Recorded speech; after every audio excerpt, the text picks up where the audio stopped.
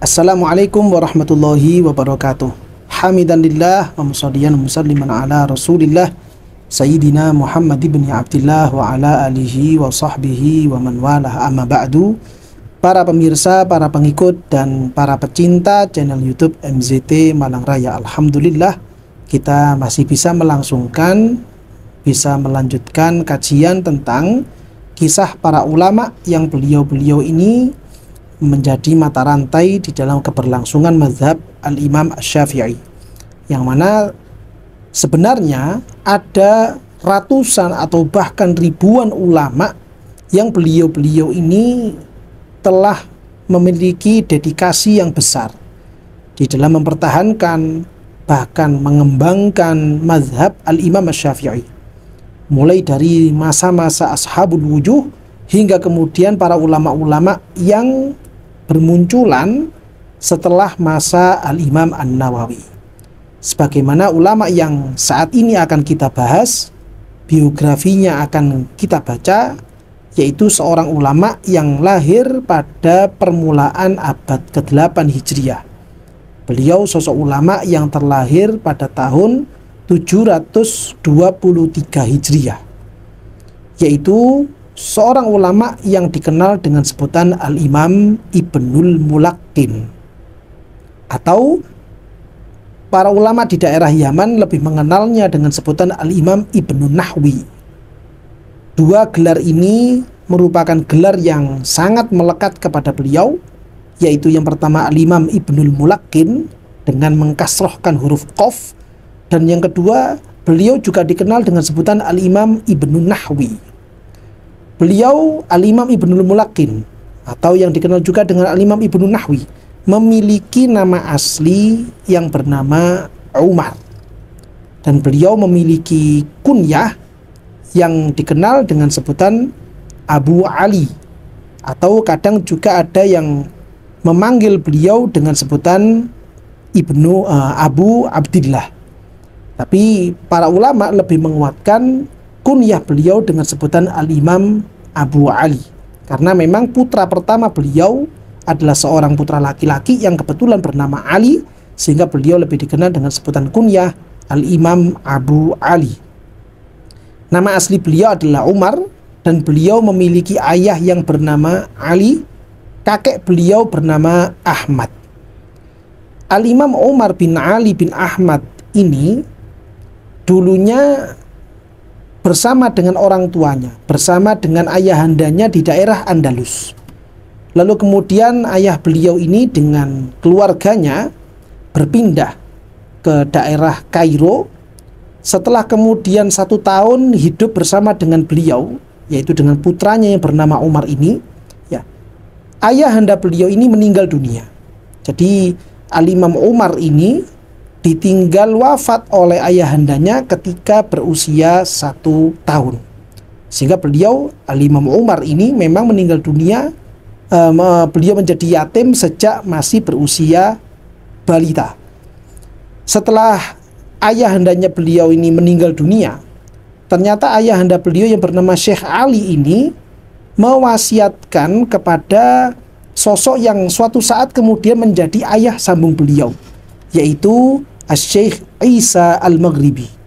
Yang mana Asy-Syaikh Isa Al-Maghribi ini dulu di Kairo, beliau adalah seorang ulama Al-Quran yang kesehariannya setiap pagi, setiap siang, setiap sore, dan juga setiap malam memiliki kesibukan mentalkinkan Al-Quran kepada para anak-anak, kepada para remaja yang ada di daerah Kairo. Nah, karena ayah sambung beliau ini, yaitu Syekh Isa Al-Maghribi ini memiliki pekerjaan mentalkinkan Al-Quran, sehingga kemudian putra beliau yang dari sambungan ini dikenal dengan sebutan Al-Imam Ibnul Mulaqqin. Namun beliau sendiri, Syekh Umar ini, atau Al-Imam Ibnul Mulaqqin ini, beliau sebenarnya kurang senang ketika dipanggil dengan sebutan Ibnul Mulaqqin. Beliau lebih senang, beliau lebih ridho kalau beliau ini dipanggil dengan sebutan Ibnun Nahwi. Kenapa begitu? Karena memang ayah kandung beliau, yaitu Asy-Syaikh Ali bin Ahmad ini, dulu merupakan salah satu ulama dari ilmu nahwu. Syekh Ali bin Ahmad ini merupakan rujukan di dalam ilmu nahwu di masa-masa itu. Beliau adalah sosok ulama yang lebih sepuh dibandingkan Al-Imam Abu Hayyan. Beliau, ayahanda dari Al-Imam Umar ini, adalah sosok ulama nahwu yang lebih sepuh dibandingkan Al-Imam Ibnu Hisham. Dan karena Syekh Umar ini merasa dirinya adalah putra kandung dari Syekh Ali An-Nahwi, beliau lebih senang dipanggil dengan sebutan Al-Imam Ibnu Nahwi bila dibandingkan dipanggil dengan sebutan Al-Imam Ibnul Mulakin. Walaupun memang kenyataannya terutama di Indonesia ini, Al-Imam Umar bin Ali ini lebih populer dengan sebutan Ibnul Mulakin. Bahkan salah satu kitab beliau yang banyak tersebar di Indonesia yaitu tulisan beliau tentang Syarah Arba'in An-Nawawiyah, yang mana kemudian kitab itu diberikan nama dengan sebutan Al-Mu'in fi Syarhil Arba'in.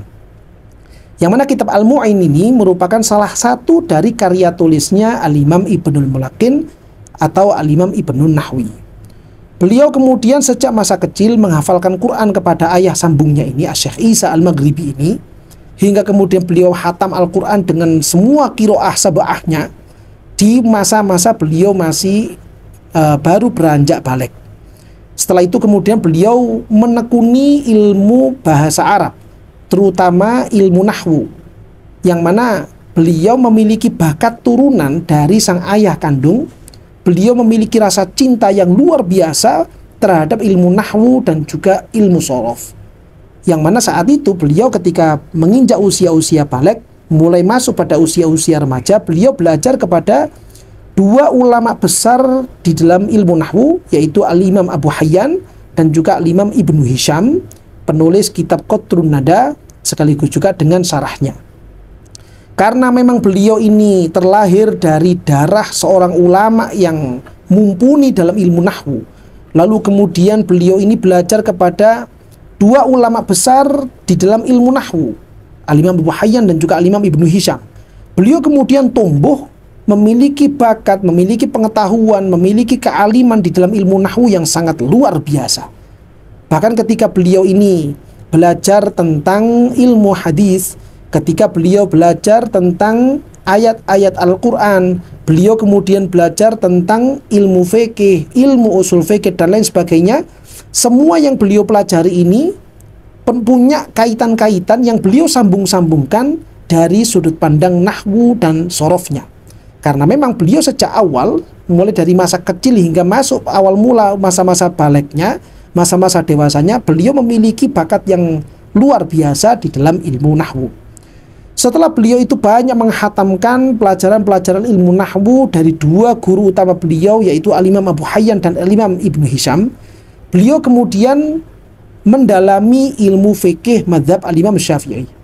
Beliau belajar mulai dari matan kitab Minhaj, lalu kemudian beliau belajar matan kitab Tanbih, lalu beliau belajar matan kitab Muhadzab, yang mana guru beliau sendiri ternyata juga bukan ulama sembarangan. Beliau belajar fikih sekaligus dengan usul fikihnya, sekaligus dengan tafsirnya kepada Al-Imam Taqiyuddin As-Subki. Beliau belajar dengan sungguh-sungguh di situ, mumpuni dalam ilmu fikih mazhab Al-Imam Syafi'i dengan guru yang seperti sosok Al-Imam Taqiyuddin As-Subki, hingga kemudian Al-Imam Ibnu Nahwi ini atau Al-Imam Ibnu Mulakin ini, beliau menjadi salah satu rujukan di dalam fikih mazhab Al-Imam Syafi'i.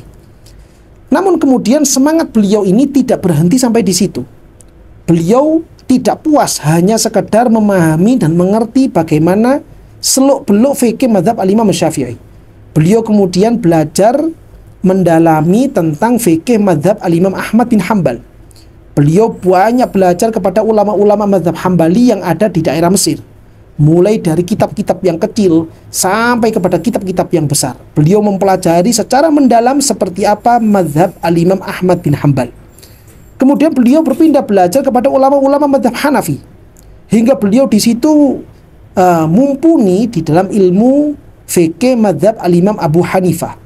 Beliau kemudian masih belum puas, beliau mendalami fikih mazhab Al-Imam Malik, hingga kemudian beliau itu mumpuni juga di dalam fikih mazhab Al-Imam Malik. Setelah selesai beliau mendalami 4 mazhab ini, beliau kemudian dinobatkan sebagai mufti di daerah Kairo. Ketika beliau menjadi mufti di daerah Kairo ini, semangat beliau di dalam belajar masih belum surut juga. Beliau kemudian mendalami ilmu hadis, baik itu secara riwayat ataupun secara diroyah. Beliau mendalami ilmu hadis ini dan langsung belajar kepada ulama besar yang ada di daerah Mesir. Beliau mendalami ilmu hadis kepada Al-Hafidh Al-Mizzi. Beliau juga mendalami ilmu hadis ini kepada Al-Hafidh Al-Imam Az-Zahabi. Beliau juga mendalami ilmu hadis ini kepada Al-Hafidh Al-Birzali. Beliau juga mendalami ilmu hadis ini kepada sosok ulama yang dikenal dengan sebutan Al-Imam Ibnu Sayyidin Nas. Beliau kemudian juga belajar ilmu hadis ini kepada Al-Imam Ibnu Daqiqil Aid. Bahkan beliau di masa-masa akhirnya sampai kemudian menjadi salah seorang muhaddis yang hidup di daerah Mesir itu sendiri. Padahal beliau waktu beliau mendalami belajar ilmu hadis ini, beliau sudah menjadi seorang mufti besar.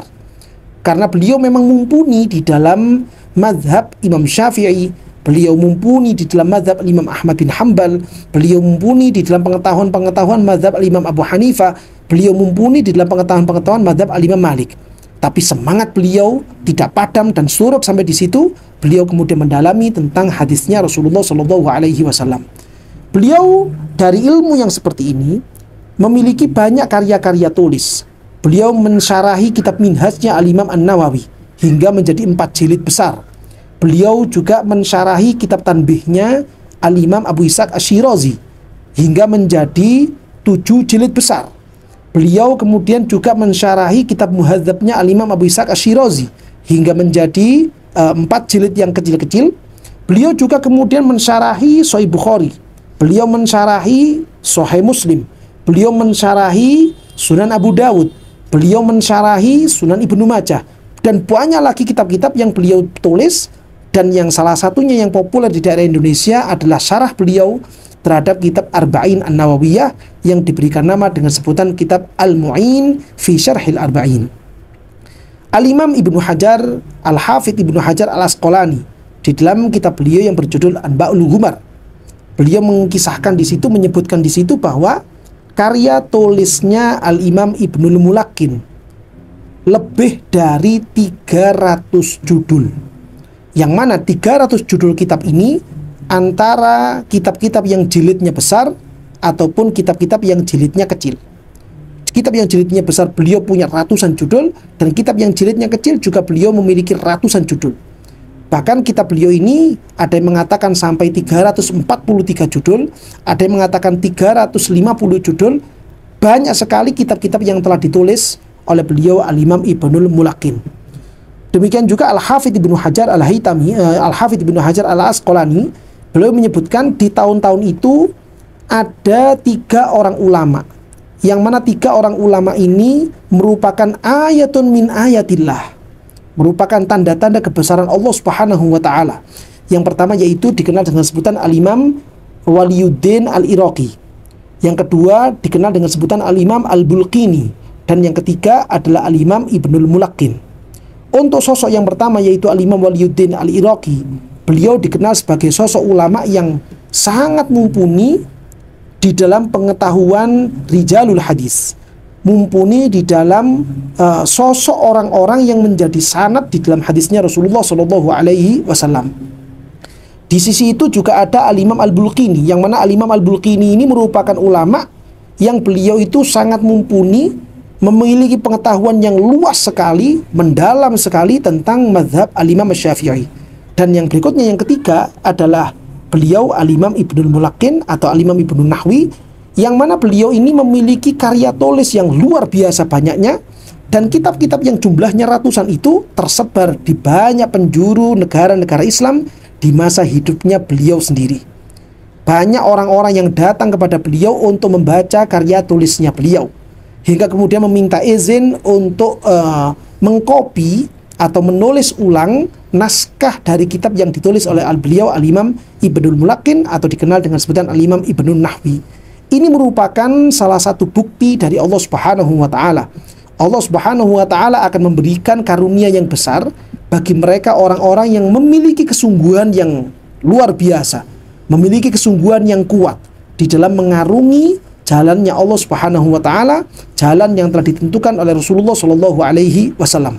Ketika prinsip ini betul-betul dipegang, ketika prinsip ini betul-betul dijalankan, dipertahankan, maka dari situ akan membuahkan hasil. Dan ini terbukti kepada sosok ulama yang dikenal dengan sebutan Al-Imam Ibnul Nahwi atau dikenal dengan sebutan Al-Imam Ibnul Mulakin.